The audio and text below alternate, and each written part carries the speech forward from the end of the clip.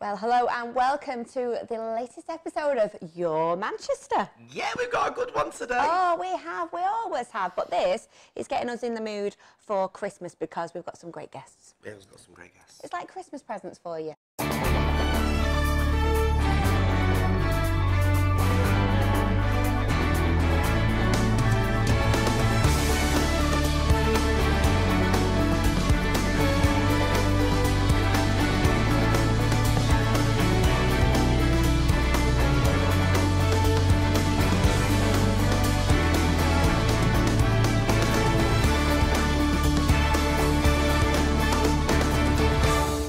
Just quickly tell everybody that this is our last episode for now, and then we have got a little week off, and then we are bringing you the first Your Manchester musical, that's simply known as the Your Manchester Christmas Carol, everybody. Yeah. We've had music written by the guys that wrote Closets, the musical. Fantastic. Our lovely Ashley Walsh, and it's been directed, everybody, by the legend that is Mr. Adam Zane. So that's coming your way in just a few weeks' time. But until then, speaking about good plays, good plays, we talk about a lovely lady with... Well, Rita Simons. Actually, I got to meet her before she went in the jungle to talk about a production that's coming to the Lowry this April. And it went like this. Ooh. So today we are very lucky to actually get an exclusive talk to Rita Simons and the amazing Joe McFadden for the House on Cold Hill. Now, one thing, it's supposed to be scary and it's supposed to be a ghost story. Let's speak to the cast to have a look.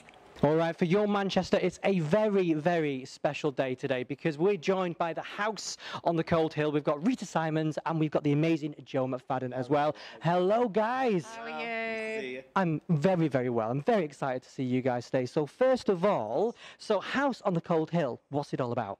It's about me. No, it's about both. That's all we need to know. Interview finished. We play a husband and wife. We move from the countryside. We move from the city to the countryside to this big, beautiful house. We've been going a long time this morning. A long time, yeah. You're doing amazing. It's a ghost story that's also a thriller that hopefully will have them on the edge of the seats. I'm sure it will. I'm sure it will with it. So it's a ghost story, first of all. So how does it feel like playing a ghost story? Are you scared of ghosts? I'm not scared of anything, unfortunately. I love horror. I love a good scary movie, but we've just discussed, I'm really desensitized to being scared through watching stuff. I think it stems back to when I used to watch Freddy Krueger at the age of about 10. And I loved all the Nightmare on Elm Street films, I know. So I'm not your normal, you can't really run it by me because I'm not scared by anything, but most normal really scared by a lot of stuff. I just watched Halloween the other day and it's terrifying. And I love that. I love being that kind of physically affected by something, actually kind of watching something through your hands. And it's great seeing an audience doing that. I've done ghost stories before where you terrify them, basically, and that's absolutely what we're aiming to do. Well, that's a good thing to do, isn't it? Is really just think, right, I'm going to terrify some people tonight. That's what it's all about. Well, look, if we were doing a musical, we'd want to make sure that the audience were clapping along and singing and dancing. This is a horror... It's not. A thriller. It's a ghost thriller. It's not a horror. Naughty. I don't know why we're not allowed to say that, but we're not allowed to say that. Paranormal thriller. And so our job would be to scare people. To create atmosphere, to have an effect on them, for them to get involved with it. And as an actor, that's what you want. You don't want them to be indifferent. You don't want them to be like, nah, whatever. No, of course. As an actor, we want reaction. Yeah. You want to cause an effect. Something like that. It's all about reaction. That's what it's about. That's what it's about. So your characters that you're playing, so can we have a bit of a sneak peek of what your characters are like, or...? This character for me is the most straight-laced character I've ever played. So for me, it's quite a challenge because I'm either playing comedy or really gritty. Caro, she's a solicitor, she's a wife, she's a mother. We're even trying to find out where to place the accent at the moment because she's just neutral. She's very sensible. So for me, that's quite genuine. It's quite a challenge because I always play one extreme to the other. Yep. And in the House on Cold Hill, I'm playing the house, so that's a bit of a challenge. I play a guy called Ollie. He works in advertising. He's sort of a bit full of himself. He's made quite a bit of money. He's probably quite annoying. You know, it's all up for grabs at the minute. We haven't started rehearsals yet, but at the minute, that's the vibe I'm getting. So they're basically just two really annoying people. So when all this awful stuff starts happening to us, you're going to be thinking, great, they're getting what they deserve. People say, yes, we want this to happen. I might make her talk like that just to annoy everyone a bit more through my nose. I might have a list. It's going to be one of the best shows. It really, really is. Ollie, darling, Ollie, we've got to go. I might have a real broad northern Irish accent, but not so well. Oh, I absolutely love it. I might eat a lot of cakes, I think. Why should people come and see the show? Because we're in it. Because we're in it. Because you're going to be scared, but you're also going to be thrilled and on the edge of your seats. And it's a really good story. And if you like a Peter James novel, which a lot of people do, he's a very popular writer. Then you're going to love popular. this.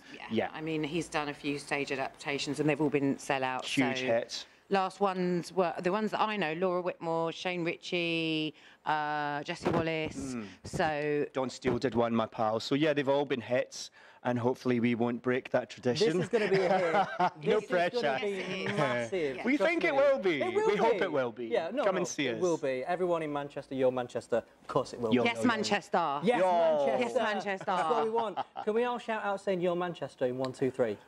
1, 2, 3. You're Manchester.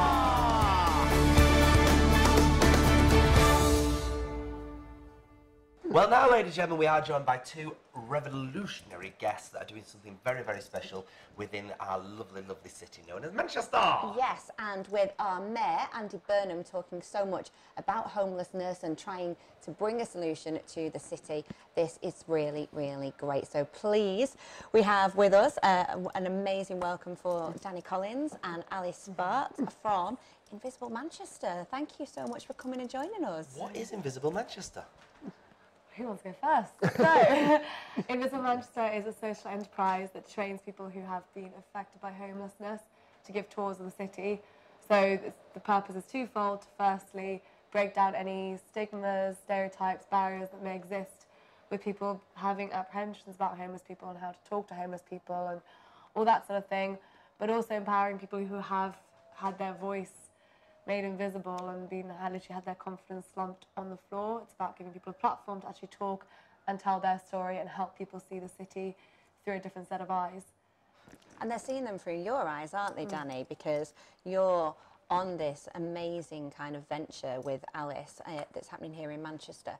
How did you get involved? I also work with another agency, the Boot Centre, which is a drop-in centre for homeless people in Manchester. Alice actually advertised through our centre. I was asked if I'd like to do it, and I'm absolutely loving doing it. It's about public awareness towards homelessness, and my tour is about art and poetry. On the tour I stop at different locations and I read one of my poems. It's about showing people that not everyone you see in a doorway is a raving alcoholic or a drug, and it's a great thing to show people that there is a lot of talent out there. And it's stories like this that we don't hear, isn't it? It's kind of, we see homeless people on the streets and then there is kind of a bit of a negativity and that feeling that, you know, it may be their own fault for being on there. I had my own business. I was doing quite well, but I was working 19, 20 hours a day, looking after a young family, and I basically had a meltdown. And I was found on a motorway at 4 o'clock in the morning with a pair of slippers on, walking down the wrong way from Liverpool to, I ended up just outside Birmingham. They put me in hospital for 6 weeks till I couldn't even remember who I was. 6 weeks later, he went, right, you're okay now, you can go. And I walked out the hospital and I thought, where am I going to go? And 4.5 years later, I ended up in Manchester. I found the Boot Centre, and through the arts and crafts there, I just rebuilt my confidence up. So you talk about doing a poem while you're on the wall. Do we get a little sample of that today, baby? Yeah, if you want a sample, yes, we please. could Of do course, that. yes. These are all written by me, so it's called Don't Look Down on Me. Please don't look down on me, but if you do, what do you see? Someone who's down on his luck and has no way to get back up. Crying out in the night All my fears I'm trying to hide, but you don't know me. I may once been a soldier and held my head up high, or maybe someone's father, 'cause we're all someone's sons. But homelessness can happen to anyone, young or old, rich or poor, women or a man.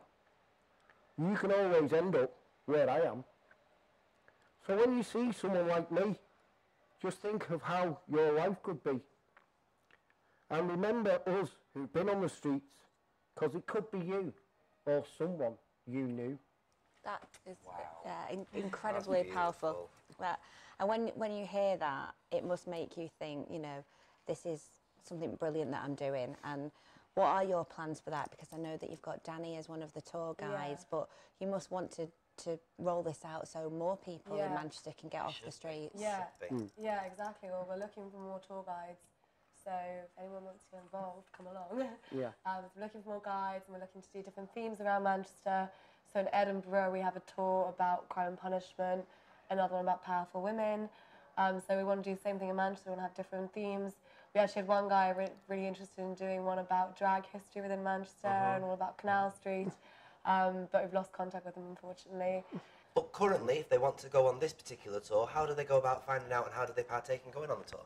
So we have our website, which is invisiblecities.org, and you can make a booking through there, or email at manchester@invisible-cities.org, or through our Facebook or Instagram, or anyway, or see Danny wandering around town with a green hoodie on and a hat. That's amazing. Genuinely wonderful. That's very good. I like all that. Well, thank you very much once again for your time. Thank you very much. Thank you. Oh, well, there we are. I know. How That's quick has I that know. year gone? But this isn't the last thing you'll see for us from this year, because, like I said, we are bringing you a Your Manchester Christmas Carol, our very own take on Dickens's classic. It's like our gift to you for Christmas. It's going to be a gift, yes. Probably one that you want to take back. But anyway, get a receipt and make sure you check. Have you had a nice year? I've had a lovely year, actually. Yeah. I've learnt so much doing this. It's, you know... Are you ready quite for nice. Christmas as well? Have you got your advent calendar? Oh, yeah, and I've eaten all the chocolates. I'm just looking for some hung baubles. That's another thing altogether. Anyway, thank you everybody for watching. If you do watch Your Manchester Christmas Carol, thoroughly enjoy it. Other than that, I think we'll all take this opportunity to wish you a very wonderful Christmas and an absolutely marvellous New Year. Thanks for watching us here for 2018 on Your Manchester. Sound rolling. 3, 2.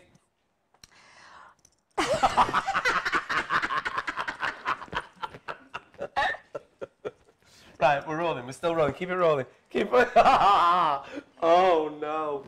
Oh. I didn't know whether it was me or you. That's got me in my gut now. That's going to last for a while. Stop your cameras. Stop your cameras. Oh.